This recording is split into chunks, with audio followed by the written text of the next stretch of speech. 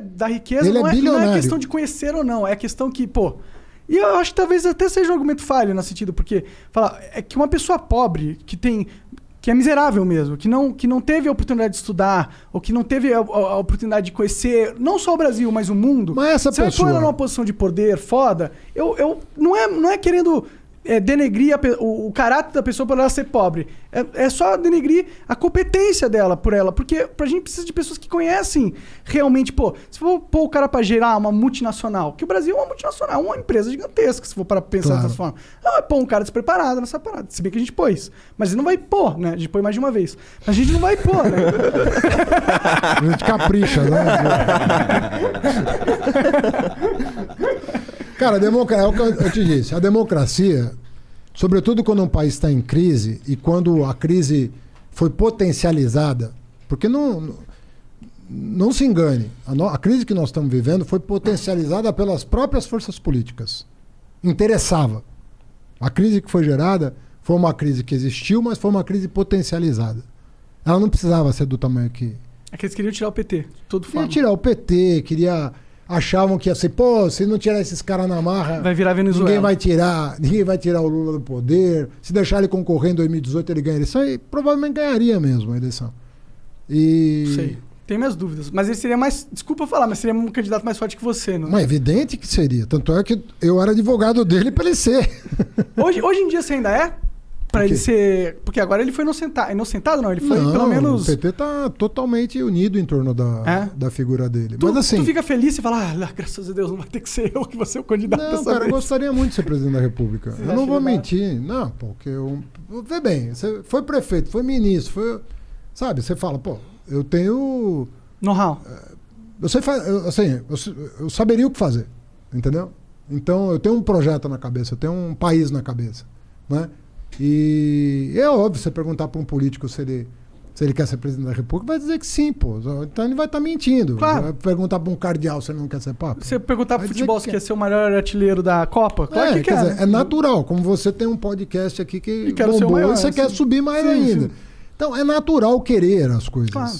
Agora, você tem que saber ter um momento, né? Eu não era nem para ser vice na chapa do Lula. Quem que era para ser? Eu cheguei eu pessoalmente batalhei muito pro Jacques Wagner, governador da Bahia, ser o vice do Lula, que era o que o PT queria, e ele não aceitou. E quando o Ciro se reuniu comigo e chegou a mencionar que o sonho dele era me ter de vice na chapa, eu falei, para você ser presidente, você vai ter que ser vice do Lula, porque só se ele for impedido que você vai poder representar esse campo. E ele não topou. Então aquilo foi uma conjuntura muito específica. É obviamente que, como deu certo, num certo sentido, eu não ganhei a eleição, mas eu fui para o segundo turno com 13 candidatos. Só foi 2 para o segundo turno, eu e o Bolsonaro. É que o PT é muito forte no Brasil, né? O PT é forte, mas não é... Sim, modéstia à parte, não é só o PT, porque se você botar um candidato... O PT teve 1 milhão de candidatos a prefeito, a governador e tal. Eu acho que deu um pouco certo, deu uma liga boa, né? Tanto é que foi uma campanha bonita, sobretudo no segundo turno. Eu, me emocionei muitas vezes, pela liga, né, que acabou dando. Então é natural, pô. Se o Lula não pudesse ser, eu falei, não, eu acho que o Lula tem que ser, porque eu conheço os processos que foram anulados, e aquilo é ridículo. Os processos são ridículos? Ridículo. Os de Curitiba, ridículos. Mas e aquela parada de esses processos terem sido anulados em base de provas ilegais? Não foram. Porque o hack não é uma prova ilegal? É. Então, não foram anulados baseados nessas provas? Não. Não? Não. Mas você poderia usar essas provas ilegais. Você não pode usar uma prova ilegal para condenar alguém. A lei te impede. Uma prova ilícita... Mas isso no mundo inteiro? Ou é só no Brasil? Estou falando do Brasil. Entendi. Tanto é que a Operação Lava Jato queria que provas ilegais pudessem ser usadas. Queria? Queria. Não faz sentido pra mim. Eu acho que provas ilegais são provas ilegais. Se você dá um incentivo para que provas ilegais possam ser usadas, você incentiva o crime, né? Exatamente. Então, o Dallagnol, por exemplo, que era o chefe da Força Tarefa, chegou a fazer um projeto de lei, aquelas 10 medidas. Uma delas era que provas ilegais pudessem ser usadas para condenar. E isso não passou no Congresso. Porque o Congresso entende que provas ilegais, até podem ser usadas judicialmente, mas em benefício do réu. Ou seja, se você obteve uma prova ilegal, mas está comprovado que aquilo tem veracidade e aquilo inocenta alguém, não faz sentido condenar. Se inocenta. Mas isso é uma interpretação esse lance de poder usar para defender, é uma interpretação do juiz. Made in Brasil, né? juiz. Porque no mundo inteiro não é assim que se entende. Ou não, uma prova pode ser usada para absolver, mesmo que... Uma prova ilegal pode ser usada... Lá nos Estados Unidos, se tiver uma prova ilegal, os caras podem usar para absolver? Eu não vou dizer de um país específico que eu não sei, mas eu sei que em vários lugares pode. Entendi. Para absolver, pode. Entendi. E em vários lugares, para condenar também. Em alguns países, para condenar também. Sim. Mas sabe o que me parece? E desculpa, eu sei que você é do PT, o caralho, mas me parece que o STF meio que fez um jogo todo pra conseguir realmente inocentar o Lula pra ele poder virar uma carta nesse novo jogo político. Vamos fazer uma conta, então. Tá. Aceito a provocação. Quem deu o voto decisivo pro Lula recuperar os direitos dele? Foi o cara que o Bolsonaro colocou, não foi? Não. Quem? O cara que o Bolsonaro colocou votou contra o Lula. Ah, é? É. Pô, que bom, né? Se eu sou o muito Bolsonaro, sentido, eu tô pensando que bom. Ué, eu não sei se ele votou por causa do Bolsonaro ou porque ele estava convencido. Se for por causa do Bolsonaro, ele errou. Se for porque ele estava convencido, ele acertou. Tudo bem, Quem deu o voto decisivo foi a pessoa que votou sistematicamente contra os interesses do PT ao longo dos últimos 10 anos. Foi a Carmen Lúcia. E a pergunta que eu te faço é, por que uma pessoa que votou sistematicamente, e eu não estou dizendo que ela estava errada, eu estou dizendo que como ela votou, um fato. A consciência dela é problema dela.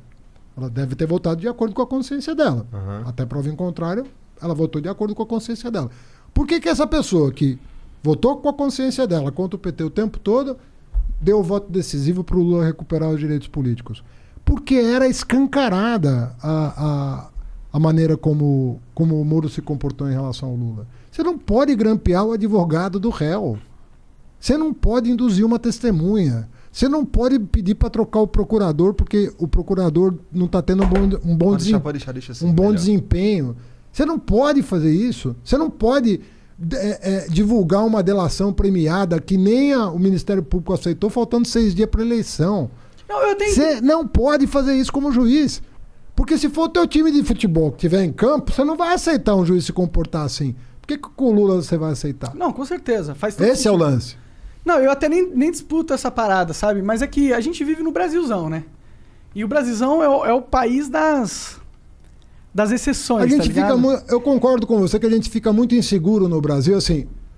Afinal de contas, o que está por trás? A gente fica inseguro no Brasil porque, assim, o que a gente queria? A gente quer uma justiça que diga o seguinte: errou, vai pagar. Não errou, vou inocentar. Mas não é o que a gente tem. A gente tem um crime compensa máximo aqui no Não é Brasil. o que parece ter. A verdade é que você fica... O Brasil de hoje... Eu falo como cidadão aqui, não estou querendo ofender nem juiz, nem ministro, nada disso. Mas o que eu sinto da parte da sociedade, e é um sentimento que eu tenho também, portanto eu comungo desse mesmo sentimento, é o seguinte: a gente não tem a segurança de que os poderes estão cumprindo os seus deveres na forma da lei.